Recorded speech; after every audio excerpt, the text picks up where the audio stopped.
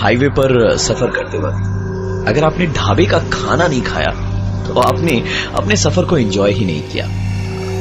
और हां, देर रात अगर सुनसान से हाईवे पर कोई आपसे लिफ्ट मांगे और आगे जाकर पता चले कि आपने किसी भूत को लिफ्ट दे दी है। ऐसी घटनाओं के बारे में आपने बहुत सुना होगा। रॉकी और लकी चंडीगढ़ से निकले थे और अपनी गाड़ी में उन्होंने सफर करते करते करीबन 400 किलोमीटर की दूरी तय कर ली थी। बाहर कड़ाके की सर्दी पड़ रही थी और पेट में चूहे दौड़ रहे थे। दोनों ने ढाबे पे रुक के खाना ऑर्डर किया ही था कि उनकी नजर अपनी गंदी हो चुकी गाड़ी पर गई। उन्होंने ढाबे पे एक बच्चे से कहा, अरे छोटू, वो गाड़ी धो दे यार। चंडीगढ़ से यहां एमपी तक करीब कुछ 400 किलोमीटर आ चुके थे रॉकी और लकी, तो गाड़ी तो गंदी होनी ही थी। गाड़ी धुलवा के खाना खा के दोनों ढाबे से बाहर निकल के गाड़ी में बैठे ही थे कि गाड़ी की बोनेट पे एक उल्लू आके बैठ गया और अपना सर घुमा के विंड स्क्रीन से इन दोनों को देखने लगा। रॉकी ने खिड़की से हाथ निकाल के थोड़ा सा शोर करके उल्लू को उड़ा दिया और गाड़ी स्टार्ट करने ही वाला था कि उसकी गाड़ी की डिक्की से आवाज आई। गाड़ी से उतर के रॉकी ने डिक्की चेक की। डिक्की खाली पड़ी थी, इसलिए उसने इस बात के बारे में ज्यादा सोचा नहीं और गाड़ी स्टार्ट करके चल पड़ी।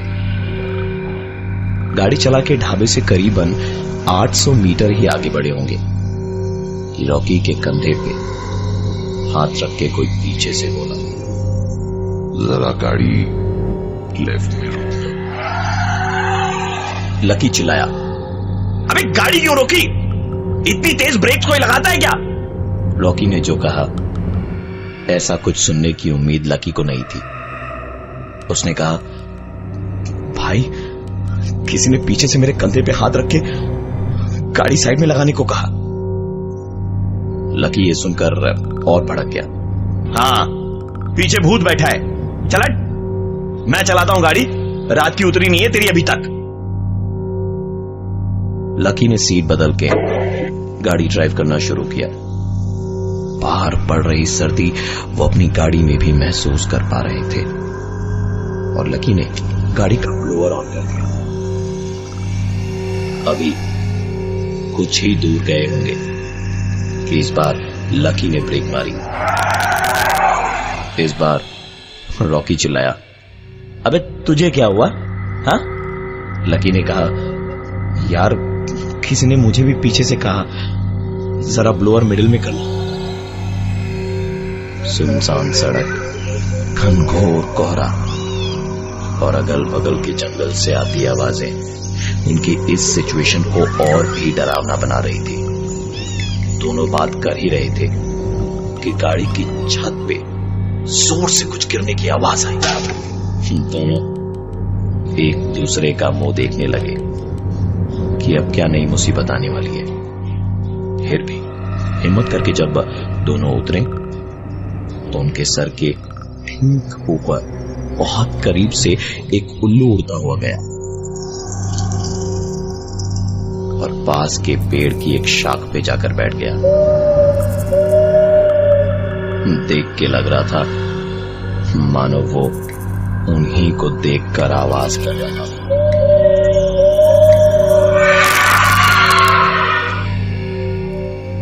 उस उल्लू से ध्यान हटा के जब गाड़ी की छत पे देखा तो वहां गिरा हुआ तो कुछ नहीं था, पर गाड़ी की छत पे एक टेंट जरूर था।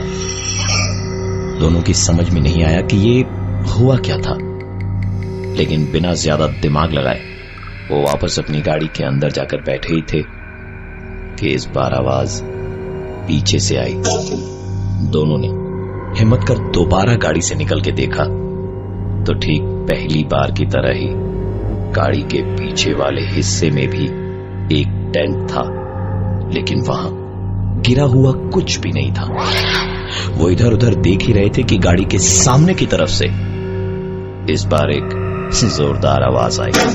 रॉकी और लकी दौड़ के आगे गए तो देखा एक टेंट गाड़ी के आगे भी था और इस बार भी आसपास कोई नहीं था।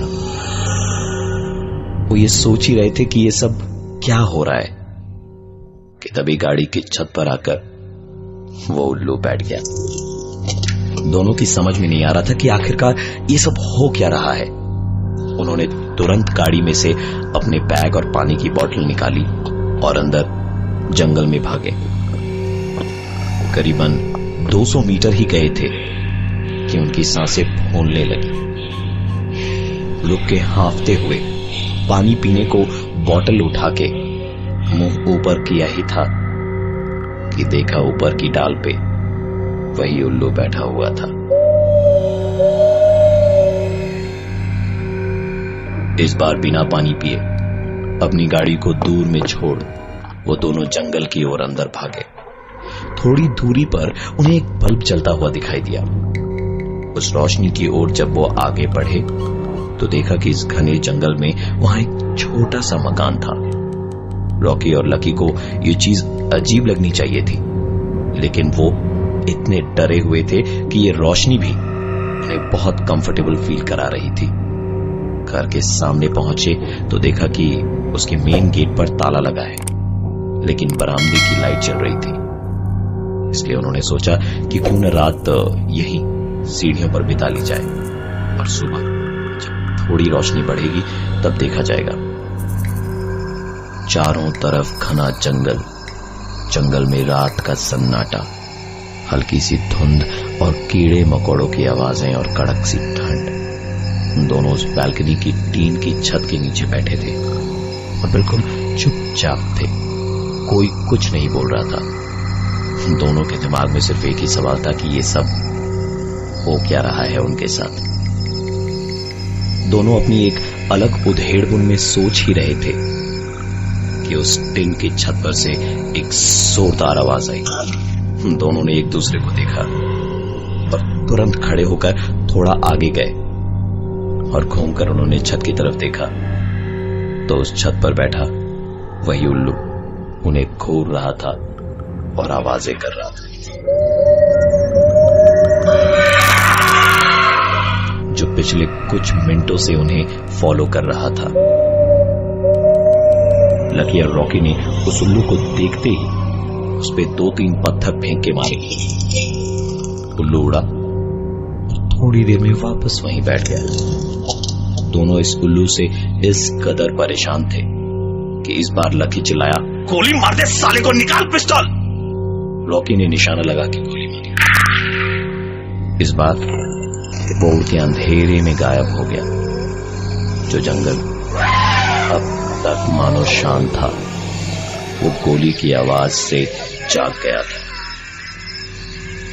इस जंगल की सारी आवाजें एक साथ जोर पकड़ने लगी। धीरे धीरे ये आवाजें इतनी तेज हो गई कि दोनों को अपने कानों पर हाथ रखना पड़ा। कान बंद करने के बाद भी आवाजें जोर पकड़ती गई, पर जब ये सारी आवाजें बर्दाश्त से बाहर हो गई तो रॉकी चिल्लाया, शट अप! उसके चीखते के साथ ही सारी आवाजें बंद हो गई, मानो ये जंगल जैसे एक बार फिर सो गया था। लकी और रॉकी चैन की सांस ले ही रहे थे कि तभी रॉकी का फोन बजा। ये सुनते के साथ ही लकी के मानो होश उड़ गए। वो चिल्लाते हुए रॉकी से कहता है, तुझे कहा था ना साले फोन ऑफ रखना, मरवाएगा साले, चल फोन ऑफ कर। रॉकी ने तुरंत अपना फोन स्विच ऑफ किया और ठीक तभी वो आवाज जो उन्हें परेशान किए जा रही थी, उसने उन्हें दोबारा परेशान किया। रॉकी ने कहा कि यहां जानवरों की तरह मरने से तो अच्छा है कि अपनी गाड़ी में ही जाके मरते हैं। और इसी के साथ दोनों वहां से अपनी गाड़ी की ओर चल दिए। रात का अंधेरा और जंगल से आती आवाजों के बीच कड़ाके की सर्दी किसी भी इंसान को अंदर तक सहमा देने के लिए काफी है। जंगल से निकलकर जब मेन रोड पर आए तो उन्हें दूर दूर तक अपनी गाड़ी नजर नहीं आई। सुनाई दे रही थी तो बस एक मनहूस आवाज।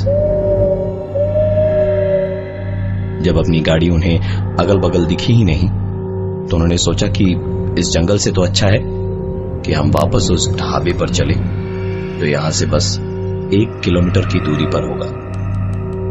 ढाबे पर पहुंचे तो उनकी गाड़ी वहीं खड़ी थी और साथ पुलिस की जीप भी।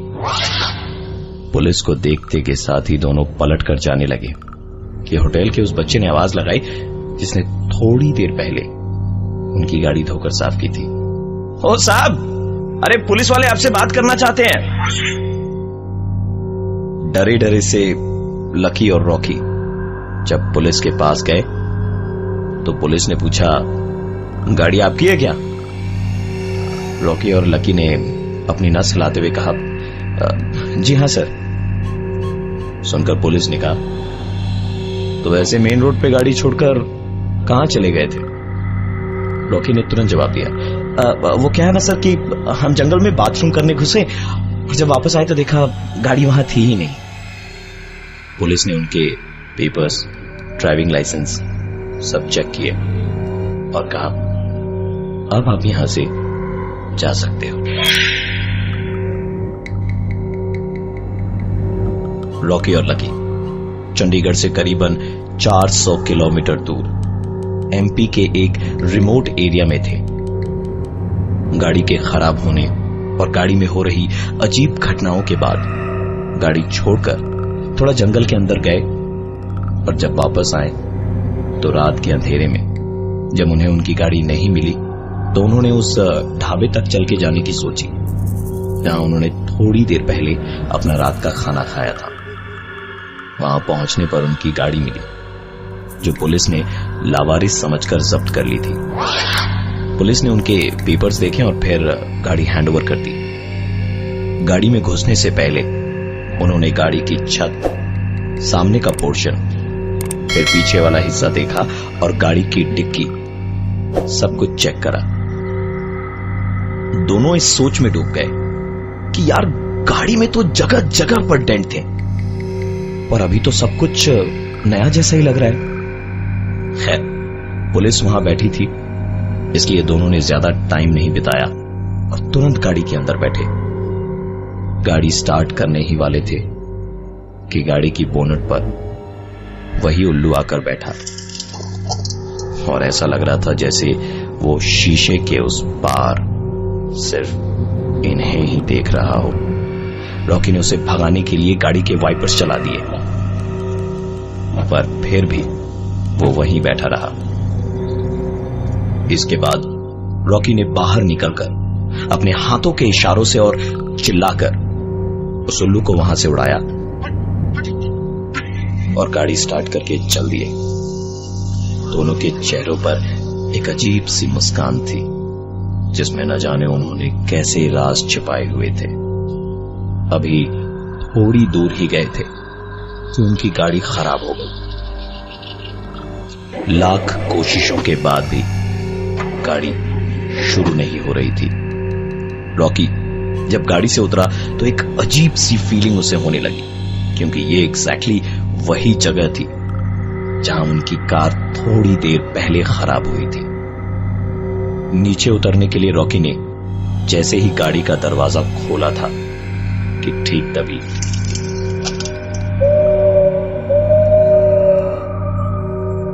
ये देख उसकी हालत और भी ज्यादा खराब हो गई थी और वो तुरंत कार में बैठकर कार शुरू करने की कोशिश करने लगा। उसकी सारी कोशिशें जब बेकार हो गई तो सुबह तक इंतजार करने के अलावा उन दोनों के पास और कोई ऑप्शन नहीं था। गाड़ी की सीट को थोड़ा पीछे कर दोनों सोने की तैयारी करने लगे कि गाड़ी की डिक्की से आवाज आई।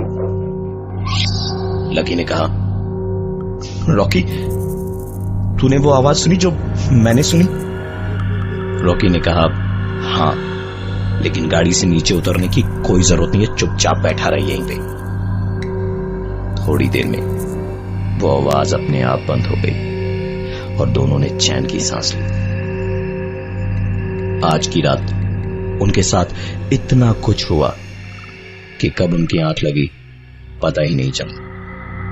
आंख लगने के करीबन 2-5 मिनट के बाद ही किसी ने उनके शीशे पर दस्तक दी। रॉकी और लकी दोनों की आंख खुली, पर दरवाजा उन दोनों में से किसी ने नहीं खोला। जब शीशे की दस्तक बंद हुई तो शुरू हुई गाड़ी के ऊपर, सामने और पीछे की तरफ एक आवाज। हड़बड़ाकर जब वो गाड़ी से नीचे उतरे तो देखा पुलिस के लोग डंडे से उनकी गाड़ी पर पूरी तरीके से मार रहे थे। दरअसल रॉकी और लकी चंडीगढ़ से एमपी भागकर इसलिए आए थे क्योंकि नशे में उनसे हाथापाई के दौरान अपने दोस्त की हत्या हो गई थी। उनका ये दोस्त छत से गिर के मरा था। पुलिस को वायरलेस पर थोड़ी देर पहले जानकारी मिली कि इन दो अपराधियों के फोन की लास्ट लोकेशन उनके आस-पास के इलाके से मिली और तुरंत एक्शन में आकर पुलिस ने उन दोनों को गिरफ्तार कर लिया। रॉकी और लकी पुलिस की गाड़ी में थे और जब नजर अपनी गाड़ी की छत पर गई तो वही उल्लू